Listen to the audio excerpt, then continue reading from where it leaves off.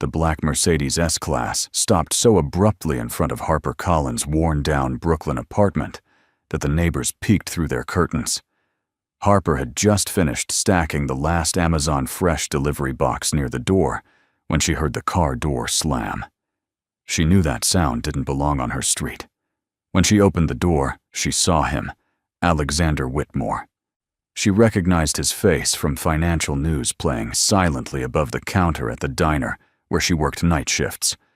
Park Avenue billionaire, tech investor, the kind of man who signed deals with a Mont Blanc pen and changed people's lives without ever knowing their names.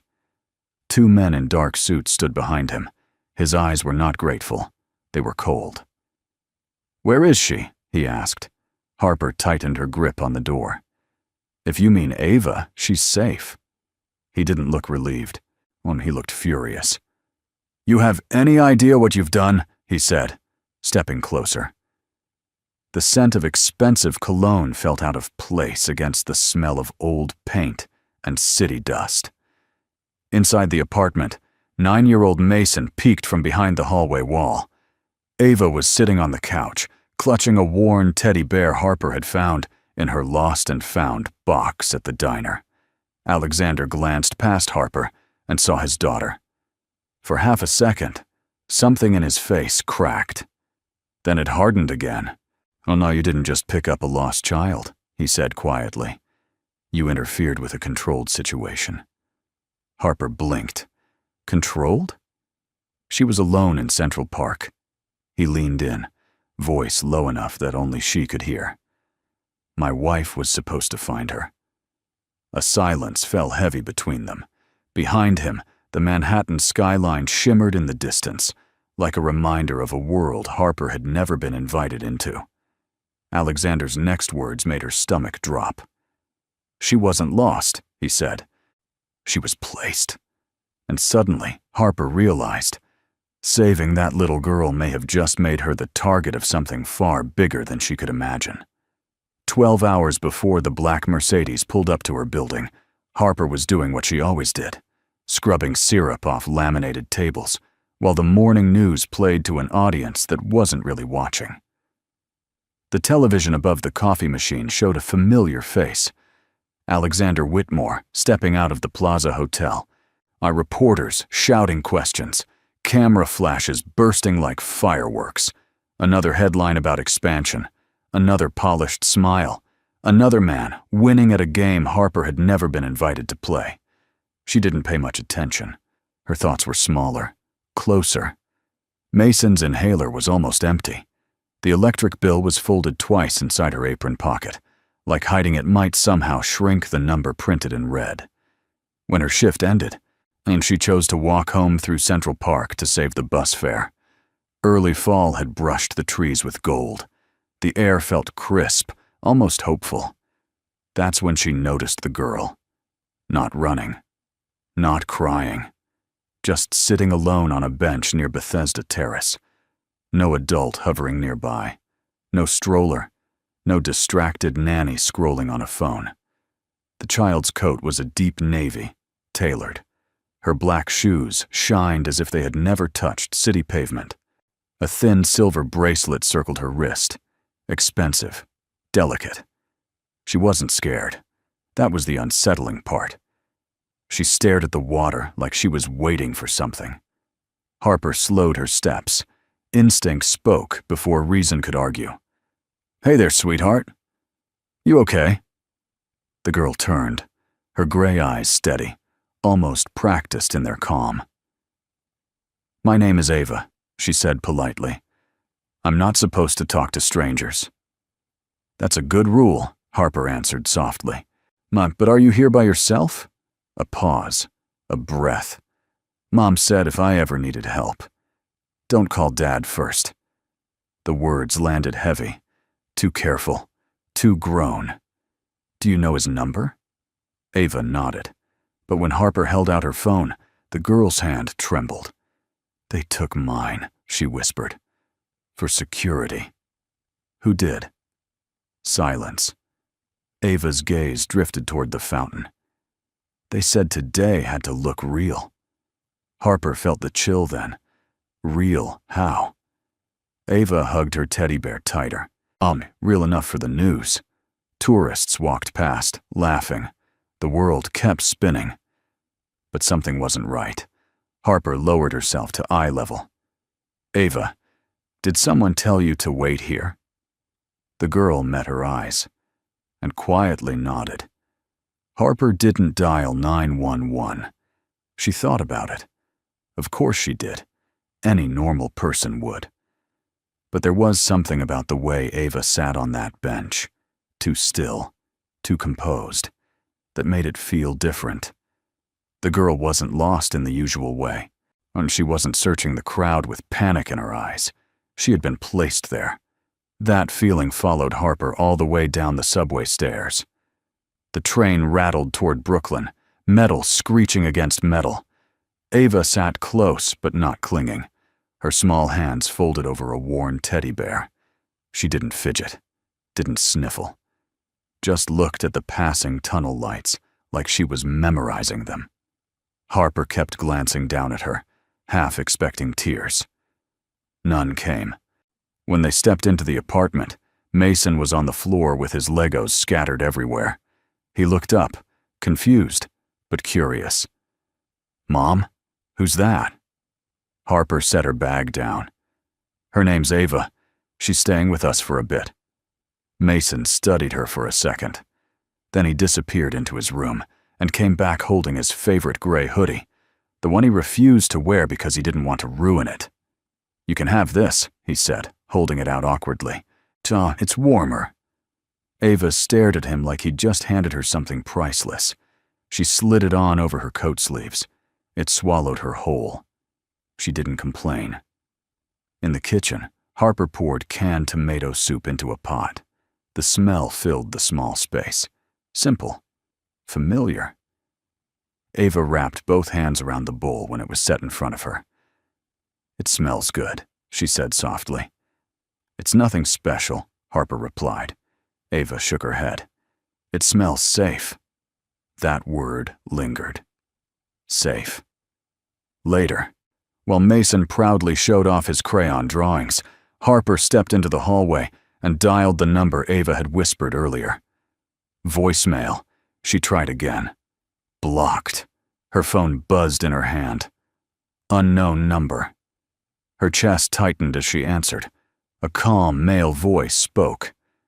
Is this the woman who found my daughter? Harper's mouth went dry. Yes. A short pause. We've been searching for her, he said evenly. And now we're searching for you. Harper stepped back into the apartment, closing the door a little more carefully than usual. Her hand was still wrapped tight around her phone. Ava looked up from the floor, where Mason was showing her his drawings. Was that my dad? Harper managed a small smile. It was someone who knows him. She didn't repeat the conversation. The man's voice was still echoing in her head. Calm. Measured. Not the sound of a worried father. It was the sound of someone used to giving orders, not asking. Hey, Harper said softly, kneeling down. Can I see your phone for a minute? Ava hesitated, then reached into her coat pocket and handed it over. A slim silver iPhone. Clean screen. No fingerprints. Looked almost polished. Harper scrolled through the call log. Empty. No recent calls. No missed calls. She checked messages. Nothing there either. That's odd, she murmured. They check it, Ava said quietly. Who checks it, sweetheart? Mom's security team. Security team. The words didn't belong in a child's mouth. Harper opened the messages again, slower this time, tapping around until she found the drafts folder. Most people never use drafts. There was one message sitting there. Just one. If something happens, it wasn't Dad. Harper felt her throat tighten. When did you write this? Ava shook her head right away. I didn't. Then who did? The little girl's fingers curled into the teddy bear's worn fur. I think Dad tried to, but he couldn't finish. The kitchen suddenly felt smaller. the hum of the refrigerator too loud. In the living room, Mason laughed at something on the TV, unaware that the air had changed. Harper checked the timestamp. 3 hours ago, around the time Ava had been sitting alone in Central Park. "Did you see your dad today?" she asked gently. "No," Ava said. Then she added, almost in a whisper, "But I heard yelling about shares and signing papers." Harper's stomach dropped. This wasn't just family tension. This was money. Big money. Her phone buzzed in her hand. A text from an unknown number. "Keep the child inside." "We're on our way." Her pulse started racing. She looked toward the front door, suddenly aware of how thin it was. Then headlights swept across the living room wall. A black car had just pulled up outside. The knock wasn't aggressive. It wasn't desperate either. Just 3 steady raps against the door. The kind of knock from someone who expected to be let in. Harper froze where she stood. For a second, all she could hear was the rush of blood in her ears.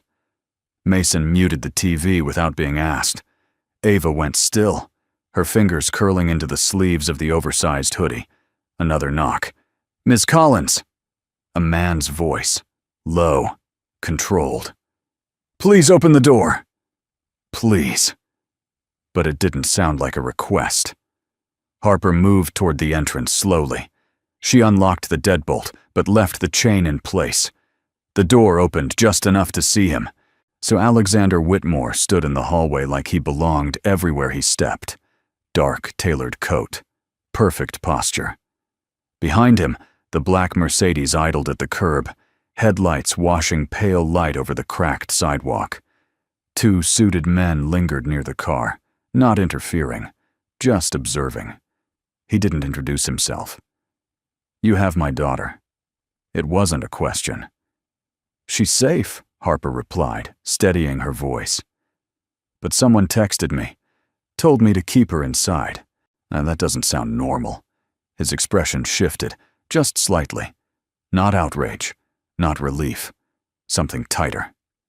He glanced down the hallway, then back at her. "May I come in?" The chain felt like the only protection she had. Still, she closed the door, slid it free, and stepped aside. He entered without hesitation.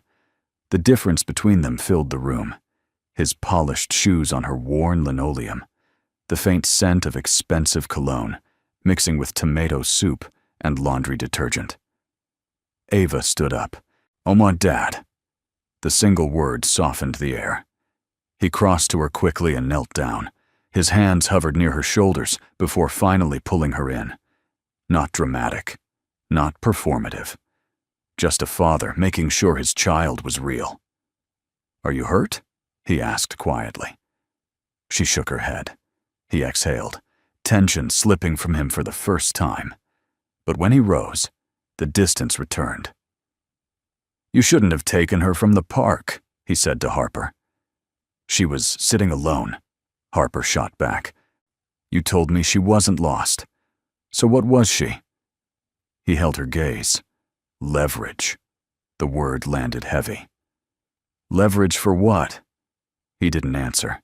Instead, he looked at Ava. "Did you tell her what you heard?" Ava glanced at Harper. Then she nodded. The apartment felt different all of a sudden. Quieter. Tighter. Like the walls were closing in on the conversation. Alexander kept his voice even, but it carried weight now. Not anger exactly.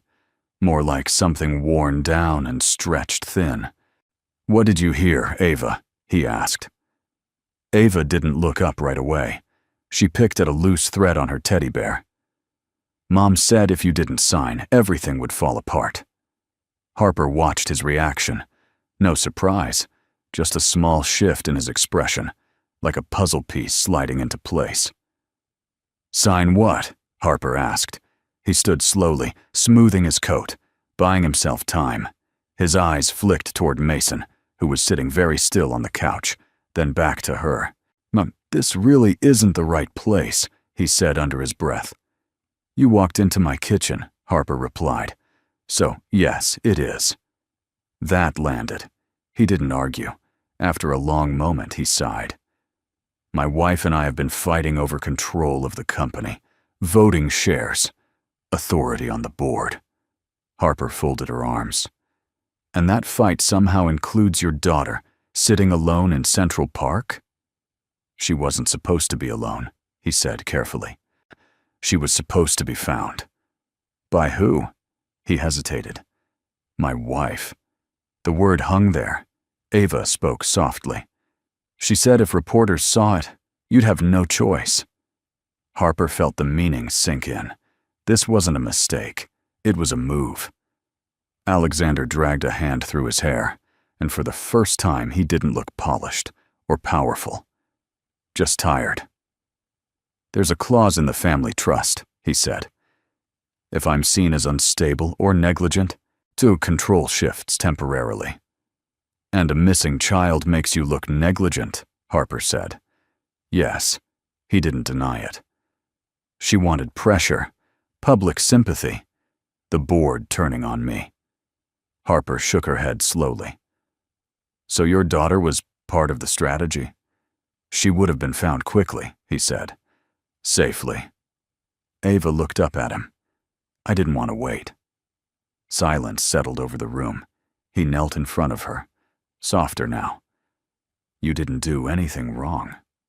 Harper studied him closely. This wasn't about business headlines anymore. This was about a father realizing someone he trusted had crossed a line that couldn't be uncrossed. He stood and faced her. You weren't supposed to find her. Her voice came out quieter than she expected. So, what happens now? He met her eyes. Now, he said, this gets ugly. By the next morning, it felt like the whole city knew her name. Harper didn't even have cable, but her neighbor from downstairs showed up in slippers, clutching her phone. First, you need to see this, she said softly. Harper's stomach tightened before she even looked. There it was. Central Park, the same bench near the water, a grainy clip of Ava sitting alone. The headline ran in bold letters. Whitmore heiress found after brief disappearance. Brief, like it had been a misplaced scarf. The footage cut to Celeste Whitmore standing in front of a brownstone in Manhattan. Perfect coat. Perfect hair. Eyes glossy, like she'd been crying just enough. My daughter wandered off, Celeste said, her voice fragile in all the right places. We're just thankful she was brought back safely. Brought back. Harper felt something twist inside her. No mention of arguments. No mention of contracts or boardroom pressure. No hint that any of it had been intentional. Then the banner at the bottom changed. Questions raised about woman who took child home. Her breath caught. They're not accusing you of anything, her neighbor said quickly. Sorry, it's just, you know how the media is. Harper did. Her phone started vibrating in her hand. Unknown numbers. Missed calls piling up. A voicemail notification she didn't dare open. Then a text came through from Mason's father. We need to talk. Immediately. Her pulse thudded in her ears. Across the river, in a sleek conference room high above Park Avenue, Alexander watched the same broadcast. He didn't react outwardly, but the tension in his hand said enough. This wasn't the agreement, he said quietly. A board member leaned forward. Public sympathy is shifting. This benefits Celeste. Benefits. Back in Brooklyn, Harper opened social media, something she rarely did. Her face was already circulating. People were dissecting her choices like they knew her. Why didn't she call the police? Was she looking for money? Who is she, really? It felt like standing in the middle of traffic. Then another alert popped up. Our family court. Reminder, custody hearing in 2 weeks. Her vision blurred for a second. If this turned against her, she wouldn't just lose her reputation. She could lose Mason. Outside, an SUV slowed near the curb. Harper peeked through the blinds. A man stepped out. Not in a suit this time. He lifted a camera. and aimed it straight at her building. The camera across the street never moved. By lunchtime, it had company. 2 more reporters lingered near the building, or pretending to scroll through their phones while clearly waiting for Harper to step outside. Inside, the apartment felt smaller than usual. Mason stayed in the hallway, keeping his distance from the windows like he understood more than she wanted him to. Ava sat at the kitchen table, quietly tracing circles on the back of an old receipt. Round and round. Over and over. Harper's phone vibrated again. Unknown number. She stared at it this time, debating whether to let it go to voicemail. She answered. "Ethan Brooks," the man said. His voice was steady, not rushed. "I'm an attorney. I handle matters connected to the Whitmore family." Harper rubbed her forehead. "I'm not speaking to reporters." "I'm not press," he said. "And if you care about your custody case, you'll give me 5 minutes." That landed. 5, she said carefully. "Starbucks on Court Street. I'll be alone." She hesitated. Walking out meant facing cameras. Staying meant letting strangers shape her story. She grabbed her coat. "I'll be back soon," she told Mason, crouching in front of him. "Lock the door behind me. Don't answer for anyone." The cafe smelled like burnt espresso and warm milk. Ethan didn't look intimidating. No flashy tie, no dramatic gestures, just a navy blazer, tired eyes, and a laptop open in front of him. "You shouldn't be the bad guy in this," he said as she sat down. "I didn't sign up for any of it," she replied. "I know." He turned the screen toward her. The footage from Central Park filled the display. The bench, the lake, Ava. "Look at the timestamp," he said. Harper leaned closer. There was a gap. 22 minutes missing, Ethan added. The camera feed was disabled. Her chest tightened. Disabled by who? Someone with access. She didn't say the name out loud. "They'll need someone to blame," Ethan said quietly. "And you're convenient." "They've already started," she admitted. He held her gaze. "But you're not powerless." Before she could respond, movement outside caught her eye. One of the reporters had spotted her through the window, and he was lifting his camera. When the reporter raised his camera, Ethan reached across the table and gently pushed Harper's hand down. "Don't," he said under his breath. "That's what they're waiting for." The flash went off anyway, bright and sudden through the cafe window. Harper felt her chest tighten. It was strange how something as small as a camera could make her feel so exposed. "They're shaping a story," Ethan said quietly. "Single mom. Tight on money. Custody hearing around the corner. It writes itself." Harper blinked. "How do you know about the custody hearing?" He didn't look surprised. "Because they do." A cold feeling slid through her. "It's public record," he added.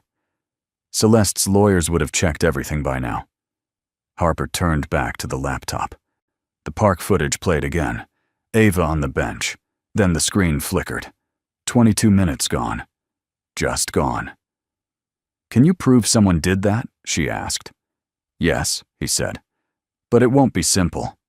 He opened another file. A string of internal emails filled the screen. Security updates. Media scheduling. Careful wording that said just enough without saying too much. One line caught her eye. "Ensure timing aligns with coverage." Her hands felt unsteady. "So it was planned." Ethan gave a small nod. "And Alexander?" "He has doubts. But doubts don't win votes in a boardroom." Outside, the reporter shifted closer to the glass. Harper could see herself reflected faintly beside his camera. Tired eyes, hair pulled back too quickly. A woman who looked nothing like a headline. "They'll lean on public opinion," Ethan continued. "If enough people question you, it helps them everywhere else." "In court too," she whispered, thinking of Mason. That's why you can't lose your footing now." She inhaled slowly, trying to steady herself. "So what am I supposed to do?" "Tell the truth," he said. To who? The press is already out there. Not them. He closed the laptop. There's a shareholders' meeting in 2 days. She stared at him. They won't expect you to walk into that room. Outside, another flash went off. This time, Harper didn't flinch. Harper had barely closed the apartment door behind her when Mason spoke from the kitchen. So, Mom, Dad was here. Everything inside her tightened. When? Not long ago. He knocked, but I didn't open it. He slid this under the door. Mason handed her an envelope. She recognized the handwriting right away. Sharp, impatient strokes. Her fingers felt stiff as she pulled out the paper. Emergency petition for temporary custody review. For a second, the words didn't fully register. Then they did. He wasn't waiting for the scheduled hearing. He was making his move now. Harper called him before she could talk herself out of it. He picked up almost immediately. You've seen the news, right? He said. No hello. Yes. You're everywhere. Do you understand how that looks? It looks like I helped a little girl who was alone, she answered, trying to keep her voice steady. It looks like you inserted yourself into a billionaire family scandal, he snapped. That's not stability, Harper. Stability. The word stuck. You think I'd put Mason in harm's way? She asked quietly. I think you don't think things through, he replied, and the court will notice.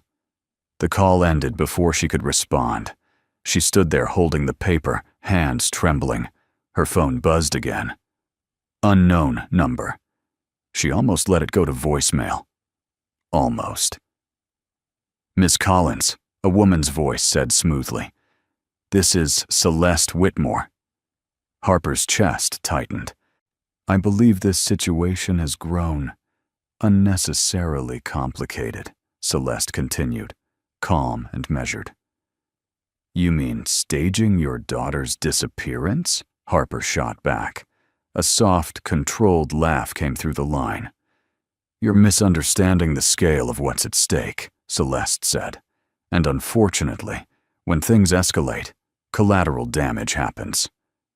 Are you threatening me? I'm offering you a way out, Celeste replied. Stay silent about corporate matters. Let the story fade. Protect your custody case. Harper looked over at Mason. He was pretending to focus on his homework, but his pencil wasn't moving. And if I don't stay silent? A pause. Then I can't promise your life won't become very complicated. The line went dead. Harper lowered the phone slowly. Silence meant safety. Speaking meant risk. Another message came in from Ethan. They're moving fast. Don't back down. Outside, the reporters were still there, and this time, Harper didn't feel like hiding. That night, the apartment felt different. Too still. The reporters had finally drifted away, but Harper knew it was temporary. They would be back with the sunrise. Mason had fallen asleep on the couch, one arm hanging off the edge, the TV casting a faint blue glow across his face. At the kitchen table, Ava sat, curled into herself, staring at a glass of water she hadn't touched. Harper pulled out the chair across from her and sat down slowly. So you don't always have to be the strong one, she said. Ava looked up. There was something in her eyes no 8-year-old should carry. If I'm not, Mom gets upset. Harper kept her voice steady. Upset how? Ava's fingers tightened around the edge of the table. She says I mess things up. She said Dad wouldn't agree unless something serious happened. The words were quiet, but they felt heavy. Did she tell you to go to the park? Harper asked. Ava nodded. She said security would be nearby, that someone would find me quickly. She said it would make everything better. Did you see anyone watching you? Ava shook her head. I waited. I thought they'd come, but they didn't. The silence stretched between them. Why didn't you call your dad? Harper asked gently. Ava looked down at her hands. Mom took my phone that morning. She said it was part of it. And the message in the drafts? Ava hesitated, then spoke softly. I saw Dad typing in his office. Mom came in and they started arguing. He didn't finish. Harper thought of the words she had seen. If something happens, it wasn't Dad. Ava's voice broke her thoughts. Are you in trouble because of me? Harper felt her throat tighten. No, she said firmly. You didn't do anything wrong. Ava blinked back tears. I just didn't want to sit there anymore. I was scared. Harper reached across the table and squeezed her hand. You were brave, she said quietly. And in that moment, Harper knew this wasn't about contracts or boardrooms. It was about a little girl who had been told to wait quietly while adults played dangerous games. Her phone vibrated on the counter. A text from Ethan. Emergency board session confirmed. Tomorrow morning. Harper looked at Ava. She knew what she had to do. The next morning, Harper found herself staring up at a glass building on Park Avenue that seemed too polished to be real. She tugged lightly at the sleeves of the blazer Ethan had brought her. It fit well enough, but it didn't feel like hers. None of this did. Inside, the lobby was all marble and echoes. People moved quickly, confidently, like they belonged there. Harper felt invisible and strangely exposed at the same time. Ethan walked close beside her. Just stay calm, he said quietly. Let the facts do the talking. The boardroom was brighter than she expected. Sunlight poured through the tall windows, lighting up the long table where men and women in expensive suits sat waiting. At the far end sat Celeste. Perfect posture. Perfect hair. Not a single sign of strain. Alexander was across from her, shoulders tight, eyes sharp. When Harper stepped into the room, a few heads turned. A whisper passed around the table. Celeste's expression barely shifted. I don't recall her being invited, she said smoothly. She needs to be here, Ethan replied. The chairman cleared his throat. Well, we are here to discuss the recent incident and its impact. And the security issue, Ethan added, placing a folder on the table. The screen at the front lit up. Central Park, the bench, Ava sitting alone. Then the image flickered. A blank stretch of time, 22 missing minutes. The room shifted, not loudly, just enough. Ethan brought up the emails next. A short line stood out in black and white. Ensure timing aligns with coverage. Celeste finally spoke. That could mean anything. Well, media coordination is standard. Not when it lines up with a missing child, Ethan said evenly. Alexander's voice cut in, low and steady. Was my daughter ever actually supervised? She was safe, Celeste replied. By who? Ethan asked. Silence.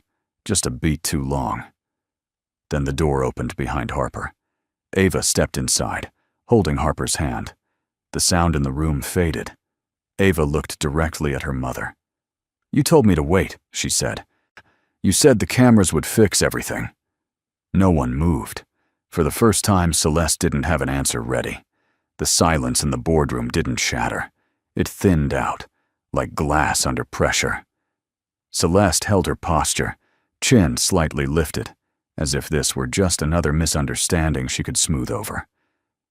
Ava, she said softly, almost kindly, you're mixing things up. Mommy never meant it that way. Ava didn't blink. You said I had to wait until someone important found me, she said. You said people needed to see it. A ripple moved around the table. No one spoke, but everyone heard it.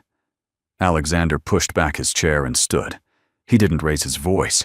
He didn't need to. Was it planned? He asked. Celeste's gaze moved from him to the board members. We anticipated media attention, she said. Families in our position do that. It's called preparation. Ethan stepped forward. No, preparation doesn't involve disabling park cameras. He slid another set of documents across the table. Bank transfers, security invoices, payments routed through a consulting firm, her consulting firm. The chairman adjusted his glasses, studying the pages. These transactions weren't disclosed. They were temporary, Celeste replied. Sharper now. Precautionary measures. There was no crisis, Alexander said quietly.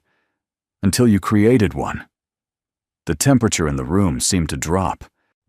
If this reaches regulators, one board member began. It will, another finished under his breath. Celeste's voice rose just enough to reveal strain. Nothing illegal occurred. The situation was managed. Managed? Alexander turned toward her fully. Our daughter was alone in a public park. Ava tightened her grip on Harper's hand. I waited, she said, barely above a whisper. No one came. That broke whatever thread Celeste had been holding on to. The chairman closed his folder with a firm snap. All share transfer discussions are suspended. An independent investigation will begin immediately. Celeste stared at him. You can't suspend authority without... We just did. Alexander looked at the board, steady and unflinching. There will be no quiet resolution. For the first time, Celeste wasn't controlling the room. She was losing it. And as two members of corporate security moved discreetly toward the doorway, the truth settled over the table. Her strategy hadn't strengthened her position. It had exposed it. By late afternoon, everything looked different. Harper didn't have to search for updates. Her phone kept lighting up on its own, vibrating against the kitchen table. New headlines rolled in one after another.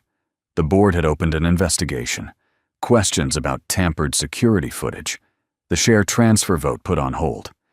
She read each one slowly, almost afraid they might disappear if she blinked. Mason sat beside her, bent over his math homework, pencil moving in small, careful strokes. The normalcy of it steadied her. Ava had already gone home with Alexander earlier, wrapped in his coat, shielded from the cameras that had followed her all week. Across the city, Celeste stepped outside the same townhouse where she'd given that tearful statement just yesterday. Only now, there were no sympathetic angles, no gentle lighting. Reporters pressed forward. Did you stage the incident? Are regulators getting involved? Did you mislead shareholders? Celeste kept walking. No answers. No smiles. Just a tight expression as she slid into a waiting car. At the Whitmore headquarters, lawyers were moving quickly. Records locked down. Accounts frozen. Outside auditors called in before the day was even over. Alexander stood alone in his office, the skyline stretching out beyond the glass. His phone buzzed constantly. Investors, advisors, board members. He ignored most of them. He called Harper instead. The board voted for a full investigation, he told her. Celeste's access has been suspended. Harper closed her eyes for a second. And Ava, she asked. She's with me. She's safe. His voice softened. She never should have been put in that position. After they hung up, Harper glanced at Mason again. Another alert appeared on her screen. Custody petition under review. Her stomach tightened. Then another update followed seconds later. Temporary request denied pending investigation. She let out a shaky breath. Outside, the last news van pulled away from the curb. The street looked ordinary again. Kids riding bikes. A neighbor walking her dog. For the first time in days, Harper felt the ground steady beneath her feet. Celeste had tried to write the narrative. Now she was the one being questioned. And this time, the truth wasn't bending. 2 weeks later, the chaos had faded into something quieter. It wasn't gone. The investigation was still unfolding. Lawyers still sorting through paperwork. Regulators still asking questions. Celeste had stepped down for now, but no one really believed she was coming back. Life, somehow, kept moving. Harper returned to her shifts at the diner. The coffee still burned too quickly on busy mornings. The regulars still argued about sports at the counter. But now and then, someone would look at her a little longer than usual. A nod. A soft, "You did good." A whisper when they thought she couldn't hear. She didn't feel brave. Mostly, she felt worn out. One afternoon, after picking Mason up from school, she spotted a familiar black car parked near her building. Her stomach tightened automatically. But there were no reporters this time. No flashing lights. Alexander stepped out alone. No security. No urgency. Mason squeezed her hand. Is he upset?" "I don't think so," Harper said, though her pulse had quickened. Alexander walked toward them slowly, like he didn't want to startle anyone. "I owe you more than a thank you," he said. "You don't owe me anything," Harper replied. "I would have helped any child." He shook his head. "Not everyone would have stood up after." There was a pause, not uncomfortable, just honest. "I've set up a trust for Ava," he continued, and a separate fund to support families dragged into corporate disputes. No child should be caught in that. Harper absorbed that quietly. "And," he added, "I took care of Mason's hospital debt." She blinked. "You didn't have to do that." "It shouldn't have been hanging over you in the first place," he said gently. Her throat tightened. "This isn't charity," he went on. "It's making things right." Mason looked up at him. "Are you still rich?" Alexander smiled. "Why, yes." "Then why do you look nicer now?" Alexander glanced at Harper, something softer in his expression. "Because I've learned something," he said. That evening, he stayed for dinner, just soup and bread at a small kitchen table. Ava and Mason laughed over something silly, like the past few weeks had never happened. When the dishes were cleared and the apartment settled into evening quiet, Alexander looked at Harper. "I don't want this to be about obligation," he said. She met his eyes. "Neither do I." Spring arrived slowly in New York. The trees in Central Park began to bloom again, soft pink and pale white against the skyline. The same bench where everything had started now sat in warm sunlight, ordinary and quiet. Harper stood there with Mason beside her. Ava ran ahead, laughing, her voice lighter than it had ever been. No cameras, no security guards hovering in the distance. Just children being children. The investigation had concluded weeks earlier. Financial misconduct, a breach of fiduciary duty, coordinated deception. Celeste Whitmore now faced regulatory penalties and a permanent removal from corporate leadership. Her carefully built image had collapsed under the weight of documented evidence. Consequences had followed. Not dramatic, not loud, just final.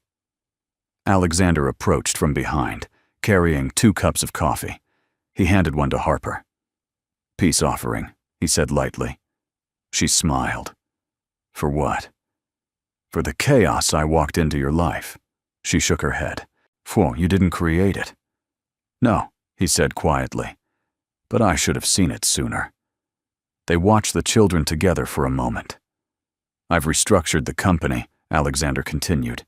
"Independent oversight, transparent governance, no more hidden clauses." "That's good," Harper replied. "It's necessary." There was a pause. "Mason's custody case was formally dismissed," she added. "His father withdrew the petition." Alexander nodded. "He understands the optics have shifted." Harper looked at him. "Is everything about optics with you?" He considered that. Not anymore. He reached into his coat pocket. Not a dramatic gesture. No kneeling in the grass. No crowd watching. Just a small velvet box in his palm. "I don't want to rescue you," he said. "And I don't need to be rescued. But I would like to build something honest. With you." Her heart pounded, but not from fear, from certainty. Mason and Ava ran back toward them, breathless and smiling. Harper looked at the children, then at the man standing in front of her, no longer just a billionaire headline. A father. A man who had changed. "Yes," she said softly. The skyline shimmered in the distance. Money had nearly destroyed everything. But integrity, and a woman who refused to stay silent, had rebuilt it. And just like that, the story comes to a close. But if you're still here with me right now, that tells me something. And it means this wasn't just drama to you. Something in Harper's journey touched you. Maybe her fear of losing her child. Maybe the courage it took to stand up when it would have been easier to stay quiet. What this story really shows us is simple. Integrity costs something. Sometimes it costs comfort. Sometimes reputation. But in the long run, it builds a life that can't be shaken. As Ayn Rand once wrote about rational self-interest, the pursuit of one's own happiness is the highest moral purpose. That doesn't mean stepping on others. It means refusing to betray your own values. Harper didn't act for money. She acted because it was right. And in doing so, she protected her child and herself. Real strength isn't loud. It's steady. It's choosing truth even when fear whispers otherwise. If this story meant something to you, don't just scroll away. Like this video. Share it with someone who needs a reminder that doing the right thing still matters. And subscribe to the channel so we can keep telling stories that move the heart, and maybe, in small ways, heal it too. Before we close, we also want to be clear about something important. This story is a fictional drama created for entertainment and emotional reflection. The characters, companies, and events portrayed are not real, and any resemblance to actual individuals or organizations is purely coincidental. While the setting may reference real places in New York or realistic legal and corporate situations, the narrative itself is imagined to explore themes of integrity, family, accountability, and healing. The purpose of this content is not to present news, allegations, or factual claims about any real person or business. It is storytelling, meant to inspire thought, conversation, and emotional connection. We believe in responsible content creation, and we always encourage viewers to seek verified sources for real-world information. Thank you for watching with an open heart and understanding the difference between fiction and reality.